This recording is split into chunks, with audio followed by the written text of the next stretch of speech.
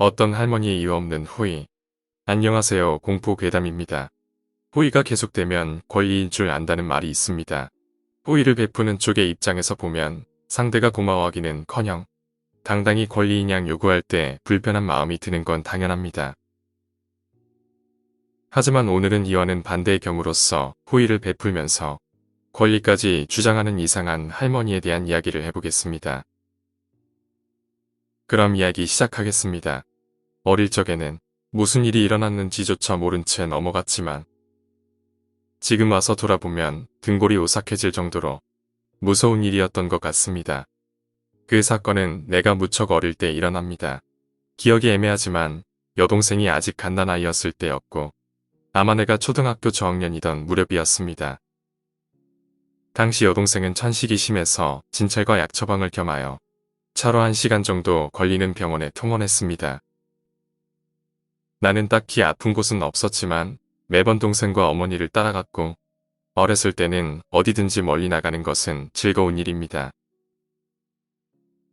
게다가 가는 도중에 음식점에 들러 외식을 할 때도 많았습니다. 하지만 어머니 입장에서는 아픈 동생 챙기기도 힘든데 나까지 따라오니 무척 힘드셨을 것입니다. 너는 집에 있으렴 이라는 소리를 매번 들었지만 그럼에도 나는 늘 고집을 피워 같이 병원에 따라다녔습니다. 병원에 가면 여동생이 진찰을 받을 동안 나는 병원 안을 이리저리 돌아다니곤 합니다. 그날 역시 평소처럼 병원 안을 탐험하는 기분으로 돌아다니고 있는데 갑자기 환자복을 입은 처음 보는 할머니가 말을 걸어왔습니다. 얘, 사탕 먹을래? 라고 나에게 말을 걸었고 새하얀 백발인 와중에 듬성듬성 보이는 검은 머리가 눈에 확 들어왔습니다. 그 할머니는 몹시 몸집이 작은 데다가 심하게 아위어 있었고 안색도 좋지 않아서 건강이 안 좋은 것처럼 보입니다. 무슨 생각이라도 골똘히 하는 듯이 어두운 표정에 몹시 지친 것 같은 얼굴이었지요. 무엇보다도 나를 보는 눈이 몹시 무서웠던 기억이 납니다. 할머니는 나는 여기 입원해 있단다 라고 말했고 이전부터 혼자 병원 안을 돌아다니는 나를 보았기에 말을 걸고 싶었다는 것이었습니다. 외로워서 친구가 되어줬으면 좋겠구나 라고 말했지만 할머니가 무서웠기에 고개를 젓고 어머니 곁으로 도망쳤지만 할머니가 어슬렁어슬렁 뒤를 따라오는 것이 느껴졌습니다. 나는 여동생을 안고 있는 어머니를 발견하고 울면서 달려갑니다. 그리고 뒤에 따라오는 할머니를 가리키며 이상한 할머니가 따라와 라고 소리쳤고 그러나 할머니는 어느새인가 내 손수건을 손에 들고 이걸 떨어뜨렸네요 라고 말합니다. 어머니는 죄송합니다 라며 사과하고 손수건을 받고 나서 나한테 그런 말을 하면 못 쓴다며 혼을 내셨습니다. 할머니는 괜찮다고 말하며 어머니에게 다가옵니다. 그리고는 깜짝 놀란 듯이 입을 떡 벌리더니 갑자기 눈물을 흘리면서 어머니를 보고 말했습니다. 우리 딸하고 똑같아. 할머니는 오래전에 어머니랑 닮은 딸이 있었지만 그 딸은 결국에 병으로 세상을 떠났다는 것이었지요.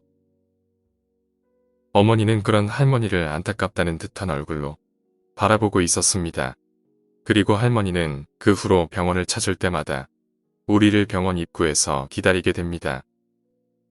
그리고 만날 때마다 여동생과 나에게 과자나 장난감을 안겨주었고 죽은 딸이 다시 돌아온 것 같아 라며 기뻐하는 할머니의 모습에 어머니도 차마 거절할 수 없었습니다.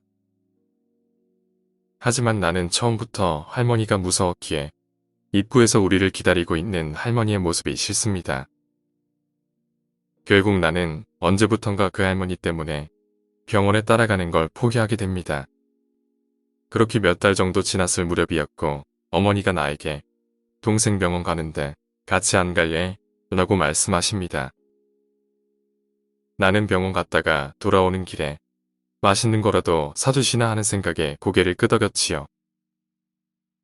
병원에 도착해서 여동생의 진찰이 끝나고 어머니와 수납을 기다리고 있을 무렵이었고 그때까지 할머니의 모습은 전혀 보이지 않았기에 혹시 태어났나 라는 생각을 하고 있었습니다.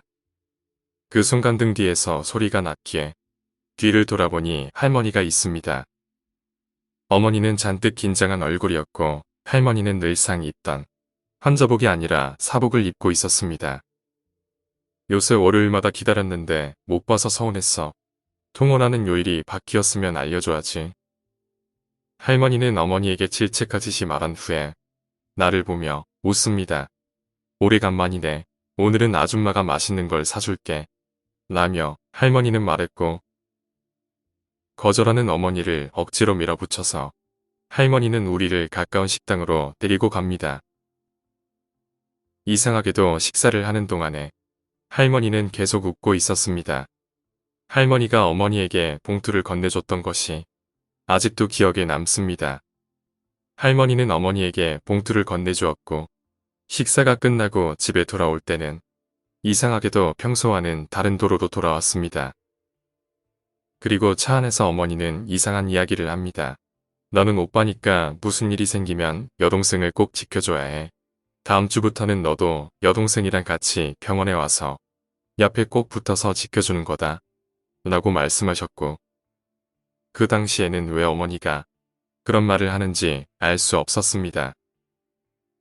그리고 그날 이후로 매번 병원에 갈 때마다 만나던 할머니를 다시는 볼 수 없었지요. 그리고 그로부터 10년가량 지난 어느 날 나는 어머니에게 그때 그 할머니는 어떻게 지내고 있을까라고 물어보자 돌아온 어머니의 대답에 나는 경악을 금할 수 없었습니다. 그 사람은 아마 이미 죽었을 거야. 그리고 그 사람은 할머니가 아니라 나랑 동갑이었어. 라고 말합니다. 나는 깜짝 놀랐습니다. 당시 어머니는 30대였고 그 할머니는 어떻게 봐도 60은 훌쩍 넘은 것 같은 모습이었기 때문입니다. 어머니에게서 전해들은 진실은 이랬습니다. 퇴원하고 나서도 계속 병원을 찾는 할머니의 모습에 어머니는 무언가 이상하다는 것을 느꼈다고 합니다. 그래서 간호사에게 할머니가 무슨 병을 앓기에 아직도 통원 치료를 받는 것인지를 물어보았고 하지만 돌아온 대답은 놀라운 것이었지요. 할머니는 병 때문에 입원한 것이 아니라 정서 불안으로 인해서 자살을 지속적으로 시도한 탓에 입원해 있었던 것입니다. 딸이 죽은 충격 때문에 자살을 시도했고 그 와중에 심신이 쇠약해져서 급속도로 노화했던 것이었습니다. 죽은 딸은 갓난아기였고 어머니와 닮았을 리가 없는 것이었습니다. 그러고 보니 할머니가 어머니를 향해 우리 딸하고 똑같아 라고 말했던 순간에 어머니는 팔에 여동생을 안고 있었지요. 할머니의 눈에 들어온 것은 어머니가 아니라 여동생이었던 것이었습니다. 처음에는 상냥했던 할머니였지만 점차 어머니에게 여동생을 자신에게 넘기라면서 집요하게 요구하기 시작했다고 합니다. 당연히 어머니는 거절했고 혹시나 여동생을 할머니가 유괴라도 할까 봐서 나를 보디가드 삼아 병원에 같이 데리고 왔던 것입니다. 이야기를 마친 후에 어머니는 그때까지도 가지고 있었던 할머니가 줬던 봉투를 내게 보여줬습니다. 안에 들어있던 편지에는 짧은 문장 몇 줄만 있을 뿐이었지요. 편지의 내용은 딸 곁으로 갑니다. 당신 탓입니다. 계속 원망하겠습니다. 오늘 이야기는 여기까지입니다. 세상엔 상식밖의 사람들이 많이 있습니다. 아무리 자신의 죽은 딸과 닮은 아이를 봤더라도 저런 식으로 행동하면 안 되는 건 당연한 상식입니다.